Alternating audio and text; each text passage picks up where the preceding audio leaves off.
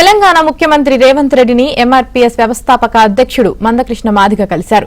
మందకృష్ణతో పాటు మంత్రి దామోదర రాజనరసింహ, ప్రభుత్వ విప్ అడ్లూరి లక్ష్మణ్, పలువురు ఎమ్మెల్యేలు సీఎంను కలిశారు. ఎస్సీ వర్గీకరణపై సుప్రీంకోర్టు తీర్పును అమలు చేయాలని సీఎంకు విజ్ఞప్తి చేశారు.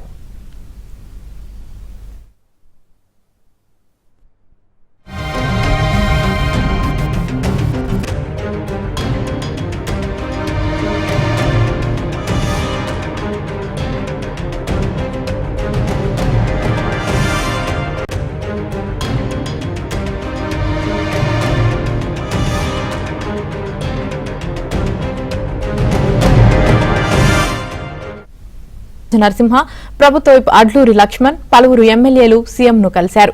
ఎస్సీ వర్గీకరణపై సుప్రీంకోర్టు తీర్పును అమలు చేయాలని సీఎంకు విజ్ఞప్తి చేశారు.